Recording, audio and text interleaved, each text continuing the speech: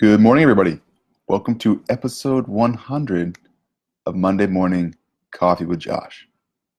Who would have known over 2 years ago I would have been producing my 100th episode, meaning it's like 8 hours of me talking about just stuff. So that's crazy. You may have noticed I'm in a different location today. Currently, where I used to inhabit is full of boxes right now. So that is not able to occupy that. But we will move on.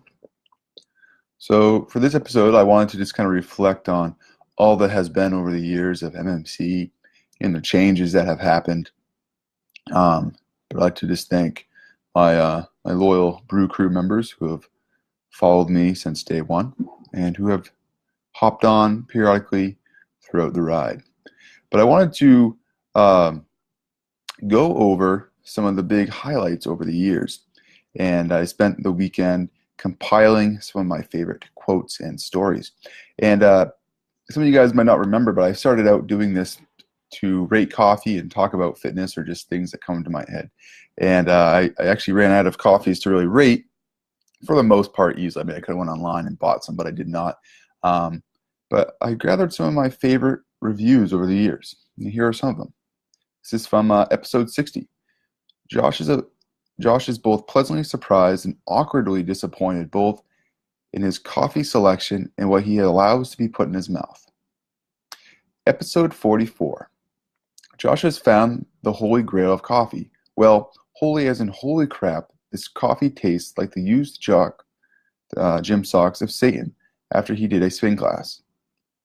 Episode 37.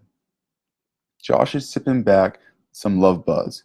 It has the subtle notes and feel of that sitting back in the seat of an old VW Love bus on your way to your 6th Allman Brothers concert. Yeah, it's a coffee that makes you want to slap on your old favorite pair of faded denim jeans and enjoy the good old days of free, easy loving. Episode 36. Josh finds himself sipping something new, something fresh, with the mellow demeanor of an aged chocolate lab with a hint of beauty, or a fine whiskey, or Jennifer Aniston at age 47. This coffee is refined and sophisticated. And then my last one, episode 34, Josh is all about that Marley coffee, that is. It's the kind of coffee that draws your gaze with its seductive packaging and then warms your body with an effervescent spirit of youth and modesty. Wow. So I used to spend a lot of time, apparently, writing descriptive, flowerful details on coffee. I no longer do that because I only stick to one coffee only, and that is Starbucks Coffee, who rewards me with points, and I can get it through Amazon Subscribe and Save for just a little bit cheaper. Call me a sellout? Maybe. Maybe I am. Now, if you stuck with me long enough, you would also known that I used to start all my episodes with stories. And I've taken my two favorite stories over the past. I used to pretend that I was a spelunking or an adventurer finding and searching my way for coffee. My two that I picked were from episode 27 and episode 22. Episode 27. Josh is down in the southwestern part of America, exploring one of the natural wonders of the world, the giant crevasse that we all call the Grand Canyon. Josh is told that within the cave of the canyon there is a special coffee bean that, when ground and brewed to perfection, makes a mouth-dampening cup of coffee like none other. To get him down into the depths of the canyon, Josh seeks out the help of an ass by the name of Kick-Ass. Kick-Ass is an old son of an ass that knows his way about the canyon like he knows the back of his cloved hoof. On a beautiful autumn day, Josh and Kick-Ass set out on their adventure to the cave where the succulent coffee lies. After hours of travel, our two weary adventurers come to what appears to be an oasis in the midst of the canyon. As they draw closer to the spectacle, the two are amazed to find it is not just any oasis, it is an oasis full of coffee, Josh, like the fat kid from Charlie in the Chocolate Factory, sticks his face into the stream of flowing coffee. The joy and happiness that fills Josh was similar to that of a small child, awakening to a room full of presents on Christmas morning. Oh, what detail and picture. And then my top favorite.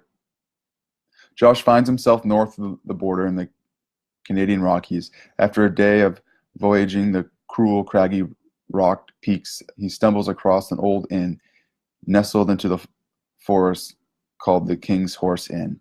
Josh, longing for a place to rest his weary head, stops in for a rest. While grabbing a drink at the bar, Josh overhears a few locals talking about a wizard bear named Grizzleclaw, who is known for brewing a smooth, dark chocolate brew of coffee. Intrigued by his tale, Josh asks the locals where he can find this mythical brew master. You can find the bear down by the river in a cave between the hours of dusk and dawn from spring to fall, the locals tell him. Josh sets out to find this Grizzleclaw on a dark, cool autumn night. Finding the cave, Josh accidentally awakens the bear. Grizzleclaw was not too impressed. Josh kindly asks the bear for a sip of his hot brew, but Grizzleclaw was not going to give up his brew so easily. What ensued was the most epic man versus bear battle the world has ever seen. Unfortunately, words could not give this exchange justice, and even trying to would be an insult to the affair that took place that very night. In the end, Josh gained the respect of the wizard bear and was able to obtain a cup of his brew. What happened next was pure mouth ecstasy. Once a few drops of the coffee touched the tips of Josh's longing tongue, his body felt awakened as if he were sleeping beauty, and the elixir of coffee was the sweet, sweet kiss of true love, which has the power to awaken the princess within him. Okay, this is getting too hot. I'm just going to stop right there. So that was just a couple of my stories, and if you can go back and read more if you want. But I also wanted to look at some of the top 10 topics we've talked about over the years. And some of the most popular ones have been talking about action versus talking about stuff. We talk a lot about how it is important to learn, but it's also very important to take action. We've also talked over such topics as overcoming plateaus, so how to overcome sticking areas in your life.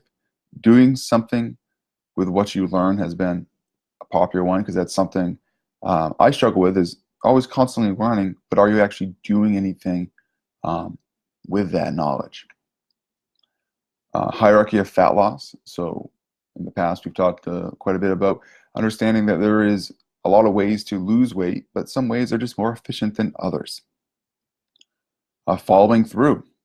So committing to something and actually doing it. A lot of times we'll use the phrase ready, fire, aim instead of ready, aim, fire. So preparing, doing, and then kind of figuring it out as you go. Self-talk. So what you're telling yourself, what are the stories you're telling yourself about yourself to breed more positive self-talk. Timing of goals. So not just setting goals, but when you're actually going to do the goal is just as important in a lot of ways. Is the appropriate time with your work schedule or your life or even mentally? Are you in the right place? One of my most popular talks apparently was talking about Pete's Dragon, my review on that lovely Disney movie. I think it's Disney. It's not that good. The importance of an environment that supports your goal. So whether that's a work environment, home environment, what have you. And then we've talked in the past a little bit about core training and what that really is and what does it actually mean. So those are our kind of our top 10 topics over the last couple of years. So go back and review them if you want. They're all there, just hanging out. And then, so there has been changes over the years. And a couple of them is, I don't really try new coffees anymore. I might bring that back. Well, I don't know. I don't do long story intros anymore. I tried cutting clips in the beginning back in the day, and it's too time consuming. As you can kind of tell, I've kind of streamlined the intros a lot just to be, this is what we're talking about. This is what you should get out of it. So a little bit more serious tone. I didn't necessarily mean that to be that way. It was just more time. But I do now do all these Facebook Live. I used to do them actually Sunday afternoon. So it was a lie for a couple of years. It wasn't even Monday morning. But so there's that. Mm. Some things I hope to maybe do differently. I can't guarantee these. I mean, I'm definitely going to keep on talking about fitness and things that come into my life. But I also might try to get some more interviews. I know how that would go. Talking with somebody else, the dynamic just seems a lot seriouser. But that's something. I'm also in the process of possibly getting a house, and I might be switching gears to doing more something called functionally fit, which is if anybody else is listening, hopefully not. Don't steal my idea because it's a good one. It's gold mine. Going over me doing house projects because if I have a house, I'll be doing lots of landscaping and just monotonous tasks. And the goal will be to um, show what fitness is all about. Being able to take care of your house and do just everyday activities fun and easily. So I might switch over to something more like that. Who knows? But thank you all for your support over the last couple of years. Appreciate it. Hope you guys have enjoyed some of the humor, the knowledge, and helping you to grow. Um, and thank you. So I'll see you guys all next week for 101, a new chapter. And have a great week. As always, you can find me at joshwilliamsfitness.com, or you can message me here or reach out to me at any time if you have any questions. I'm always happy to help, and I'll see you next week. Bye.